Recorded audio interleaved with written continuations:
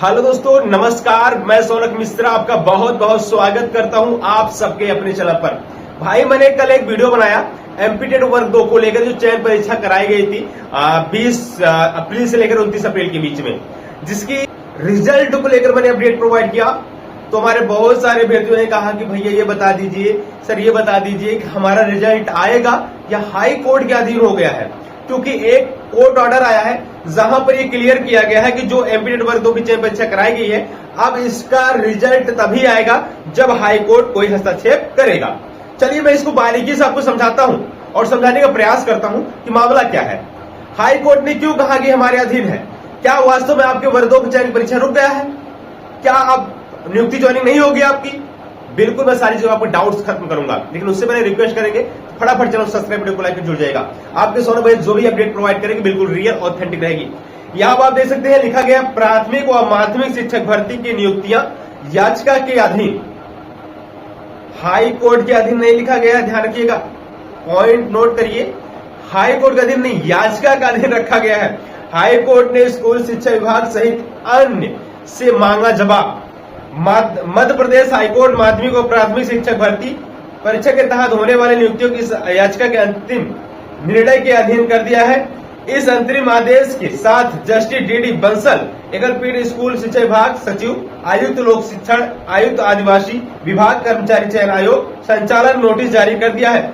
जवाब पेश करने निर्देश दिए गए हैं। दरअसल सतना निवासी प्रदीप कुमार पांडे की ओर से आर्यन उमरलिया ने पक्ष रखा। उन्होंने बताया कि माध्यमिक शिक्षक संस्कृत पद के लिए भर्ती प्रक्रिया पात्रता नियमों का अचानक संशोधन कर दिया गया।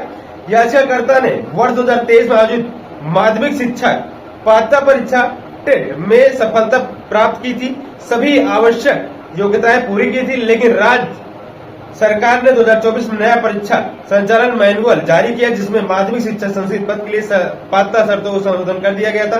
करीब 10,000 पदों पर नियुक्तियां होना है।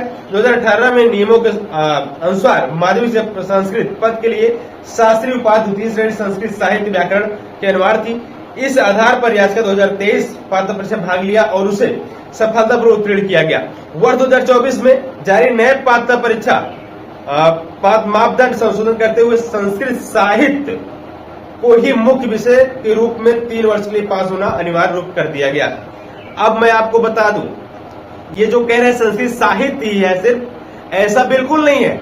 हाँ, ये बिल्कुल जब रूल बुक वर्ग 2 का जारी किया गया था जनवरी माह में, ऐसा था, लेकिन मैं आपको दिखाना चाहूंगा जब यहाँ पे चीजें निकल आई तो यहाँ पर ईएसबी के माध्यम से उसको बदलाव भी कर दिया गया। मेरे प्यारे भाई, मैं आपको दिखाना चाहूंगा, ईएसबी ने उसको बदलाव भी किया।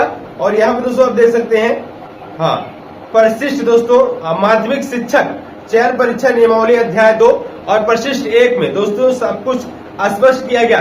संस्कृत में संस्कृत साहित्य के अतिरिक्त संस्कृत व्याकरण भी मान्य है। जिस भाई ने इस चीज से किया था व्याकरण से, उसको भी मान्य किया गया, उसको संशोधन किया गया था। लेकिन शुरुआत में जो रूल बुक था उसमें इसको नहीं किया गया था, लेकिन बाद में स्पष्टीकरण के रूप में यहाँ पे दोस्तों संस्कृत और गणित में भी 2 चीज बदलाव किया गया था। ऐसे में विवाद तो एक था, इनका कहना था संस्कृत साहित्य को मेन विषय बनाया गया, लेकिन यहाँ पर एसबी के माध्यम संशोधन करते हुए संस्कृत साहित्य, और अगर आप संस्कृत के थ्रू आप एग्जाम दे रहे हो तो संस्कृत साहित्य और संस्कृत व्याकरण दोनों, अगर आप संस्कृत साहित्य से पास हैं या फिर संस्कृत व्याकरण से पास हैं, तो आप संस्कृत के लिए एलिजिबल रहिएगा। तो इस भाई ने संस्कृत साहित्य के अलावा संस्कृत व्याकरण को भी बनाया गया है मेरे प्यारे भाई।